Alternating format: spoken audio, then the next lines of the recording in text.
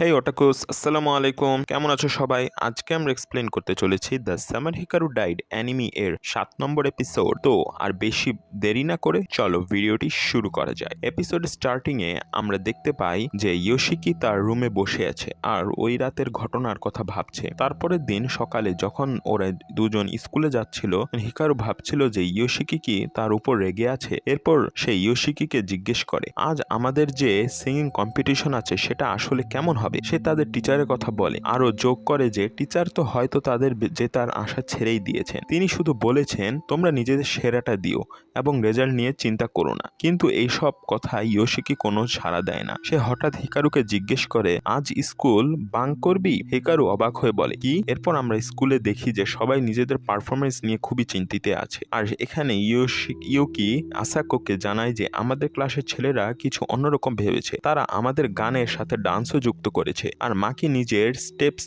গুলো প্র্যাকটিস করছে। আসাকো বলে যে স্টেপগুলো অতটাও খারাপ নয়, কিন্তু কম্পিটিশনের শেষ মুহূর্তে এদের আবার কি যে ভূত চাপলো। তখন ইউকি বলে, শুধু এটুকুই না, ওরা তো র্যাপও করতে চায়। এরপর মাকি র্যাপের প্র্যাকটিস করতে শুরু করে। তখনই আসাকো আর ইউকির খেয়াল করে যে ইয়োশিকি আর হিকারু এখনো স্কুলে আসেনি। এরপর আমরা দেখি ইয়োশিকি আর হিকারু দুজনেই ট্রেনে বসে আছে। স্কুল কামাই করা নিয়ে হিকারু কিছুটা অস্বস্তিতে থাকছিল। তখন ইয়োশিকি বলে, আমাদের অ্যাটেন্ডেন্স ভালো, তাই টিচার রেগে যাবেন না। কিন্তু হিকারু আবার জিজ্ঞেস করে, তুই কি সেই রাতের ব্যাপারটা নিয়ে আমার উপর রেগে আছিস? ইয়োশিকি বলে, আমি রেগে নেই। তবুও হিকারু অস্বস্তি কাটে না। এরপর আমরা ইয়োশিকির বাবাকে দেখি, যিনি জঙ্গলে কাঠ কাটার প্রস্তুতি নিচ্ছেন আর ইয়োশিকির ছোট বোন তার মায়ের সাথে কোথাও যাচ্ছে। আমরা আবার ওই দুজনের কাছে ফিরে আসি। হিকারু জিজ্ঞেস করে, আমরা কোথায় যাচ্ছি? ইয়োশিকি একটি মুভির পোস্টারের দিকে আঙুল তুলে বলে, মুভি দেখতে। এটা তোর ফেভারিট তাই না? এদিকে স্কুলের পারফরমেন্স শুরু হয়ে গেছে। ব্যাকস্টেজে মাকি বলে,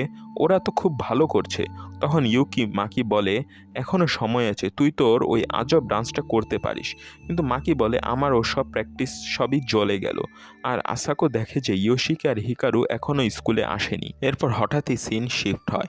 ওই রাতের ঘটনার পর ইয়োশিকি তার ঘরে একা বসেছিল এবং ফোনে ফ্যামিলি ফটো দেখে পরিবারের কাছে ক্ষমা চাইছিল, কিন্তু কিসের জন্য তা আমরা জানতে পারি না। আমরা বর্তমানে ফিরে আসি, যেখানে ওরা দুজন মুভি দেখছে। হিকারু এখনো মনে হচ্ছে ইয়োশিকি তার উপর রেগে আছে, কিন্তু ইয়োশিকি তাকে বলে, আমি তোকে বলছি না আমি রেগে নেই, তুই শুধু মুভি দেখ।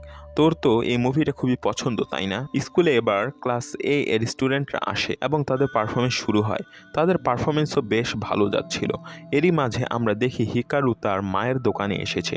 অন্যদিকে হিকারু আর ইয়োশিকি আইসক্রিম খাচ্ছে আর ঘুরে বেড়াচ্ছে। ইয়োশিকি আজও সেই মেশিন থেকে প্রাইজ জিতে যায় এবং প্রাইজটা হিকারুকে দিয়ে দেয়। এরপর সে তার মাকে কল করে। মা জিজ্ঞেস করেন, কি হয়েছে, হঠাৎ ফোন করলি যে? ইয়োশিকি বলে, কিছু না, এমনি খোঁজ খবর নিতে ফোন করলাম। মা বলেন, আমি ভালো আছি। ইয়োশিকি বলে, ওহ আচ্ছা, দারুণ। তারপর সে থ্যাঙ্কস জানায় এবং বাবার উদ্দেশ্যে একটা মেসেজ দিয়ে বলে, উনাকে নিজের খেয়াল রাখতে বলো। এরপর সে আর কিছু না বলেই কল কেটে দেয়। স্কুলে তাদের পারফরমেন্স শেষ হয়ে যায়। তারা আলোচনা করে যে ওরা দুজন স্কুলে এলো না কেন, কোনো ব্যাপার না, পরে এদের পারফরমেন্স ভিডিও দেখিয়ে দেওয়া যাবে। অন্যদিকে আমরা ইয়োশিকির বাবাকে দেখি, যিনি তার সহকর্মীর সাথে কথা বলছেন যে ইয়োশিকি এখন বড় হয়ে গেছে, তাই তাদের বন্ধুদের মধ্যে আর আগের মতো বেশি কথা হয় না। আমরা আবার ইয়োশিকি আর হিকারুর কাছে ফিরে আসি। দুজনে নদীর ধারে ঘেঁষে হাঁটছিল। হিকারু বলে, তুই আমার সাথে সমুদ্র দেখতে চলবি? সমুদ্র অনেক বড় তাই না? সে আরও বলে, আমার আবছা মনে আছে যে তুই আর আসল হিকারু নাকি একবার শীতকালে সমুদ্র দেখতে গিয়েছিলি। আমারও যেতে ইচ্ছে করছে। আমি এই পাহাড়গুলো দেখতে দেখতে হাঁপিয়ে উঠেছি।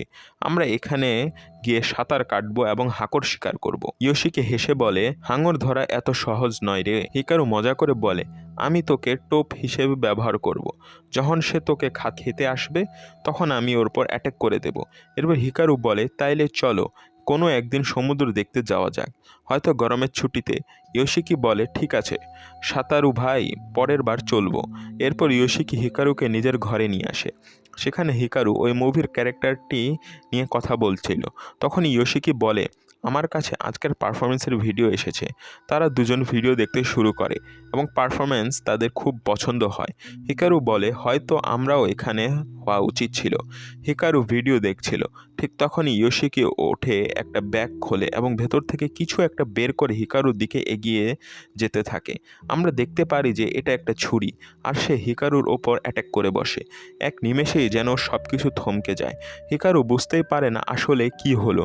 ইয়োশিকি বলে, আমি জানতাম তুই এত সহজে মরবি না। হিকারু এখনও হতবাক হয়ে ভাবছে যে ঠিক কি ঘটে গেল।